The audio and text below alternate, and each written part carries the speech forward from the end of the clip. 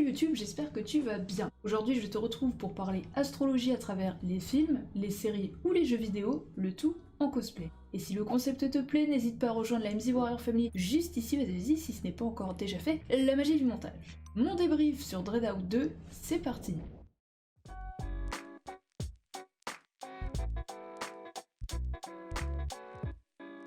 Alors qu'est-ce que Dread Out? C'est un univers assez sombre, il faut le dire, puisque ici on va parler culture asiatique, mais pas que aussi, des esprits démoniaques et de la numérologie.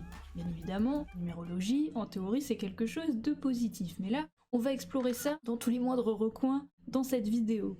L'histoire, rapidement, c'est quoi? C'est un groupe de jeunes, ils sont 5, une petite bande qui étudie et qui est dirigée par une prof qui s'appelle Madame Siska, donc Mrs. Siska, qui leur propose d'aller explorer une ville fantôme. Jusque-là, déjà, c'est un petit peu bizarre. Les élèves se rendent sur place, ils constatent qu'effectivement, il n'y a personne sur les lieux, et ils tombent sur une mystérieuse école abandonnée.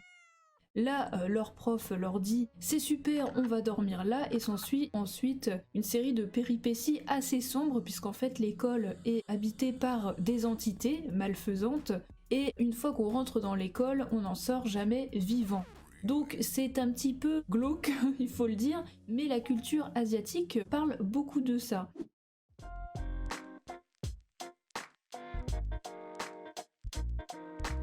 Pour Linda et Ira, elles sont toutes les deux taureaux, Linda est du 5 mai, et je suis assez d'accord parce que le taureau c'est vraiment un signe qui est ancré dans la terre, qui a besoin de protéger les gens qu'il aime, d'être dans le contrôle et de savoir vraiment vers où il va, sinon il perd totalement les pédales, et justement Linda est complètement déstabilisée quand elle se rend compte qu'Ira est possédée vers la fin du jeu. Donc est-ce que justement le fait de ne plus être dans le contrôle de la situation fait qu'elle devient folle? On sait pas trop en fait si elle est réellement dans la réalité des choses ou si ça se passe dans sa tête. Et c'est ça qui est intéressant à exploiter ici. Bien évidemment, je dis pas que tous les taureaux sont fous, mais c'est vrai que c'est par rapport à cette idée que ce signe aime bien être dans le contrôle des choses. C'est important pour lui parce qu'il a besoin d'avoir des piliers pour avancer dans la vie de tous les jours.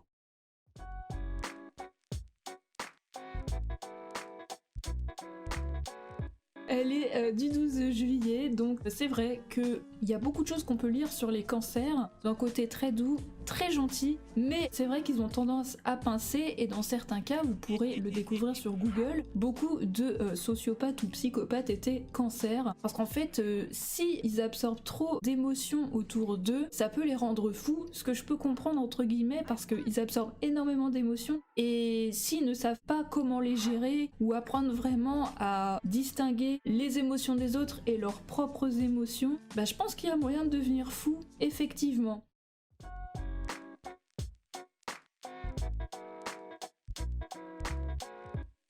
On est dans un hôpital, donc l'attente est insoutenable et nous avons le chiffre 205. Si vous additionnez le 2 plus le 5, on obtient 7, et en numérologie, ce chiffre symbolise l'acceptation de soi et pouvoir accepter le monde extérieur et le monde intérieur, donc notre propre monde. Dans Dread Out 2, par exemple, il y a le chiffre 13 lorsqu'on est dans l'hôtel, et le chiffre 13 en numérologie ou en heure miroir, 13h13, représente en fait la mort. On retrouve cette carte aussi en tarologie, et c'est à double tranchant. C'est une dualité exactement comme le message que veut faire passer le jeu, puisque en fait ça représente la carte de la mort, donc le renouveau, le changement soudain et brutal.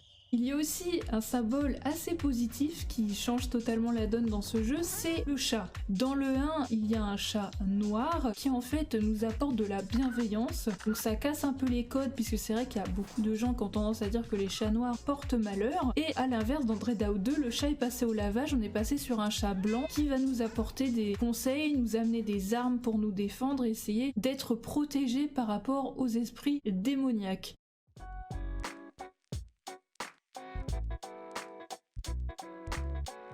Plusieurs symboles sont intéressants dans le jeu puisque on peut retrouver effectivement le lien âme-sœur de Mrs. Siska qui est cancer avec Linda qui est taureau. Au final, là c'est le cancer qui domine le taureau. En général, c'est plutôt l'inverse. La douceur du cancer vient perturber le taureau qui perd totalement le contrôle dans le jeu. L'une et l'autre ne peuvent pas vivre l'une sans l'autre. Les âmes sœurs sont pas forcément dans un contexte sentimental, ils ont une obsession commune, c'est retrouver l'autre. Tant qu'ils n'ont pas réglé ce souci-là, ils sont obsédés l'un par l'autre. Et du coup, Linda, elle perd les pédales, elle veut être maître seule de son esprit.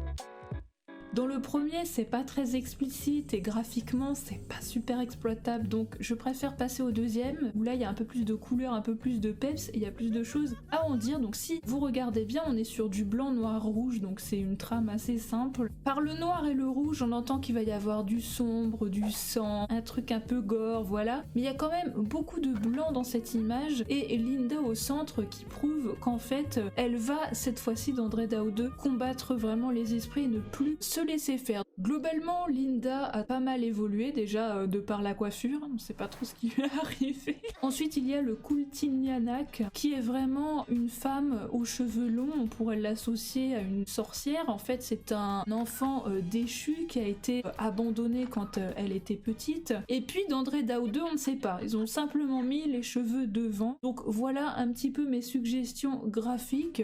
Ça aurait pu être intéressant de faire un mix Pocon Kultinianak ou essayer de trouver quelque chose d'un peu plus flippant. Donc voilà, c'est la fin de cet épisode, j'espère qu'il t'aura plu. Si c'est le cas, n'hésite pas à lâcher un petit like en dessous de la vidéo. Tu peux aussi également t'abonner à la chaîne si ce n'est pas encore déjà fait. Twitter et Discord avec le hashtag MZCosplay. Là, tu pourras retrouver mon dernier débat sur Beyond Two Souls, je te le recommande parce que l'histoire était exceptionnelle. Et je te dis à très vite.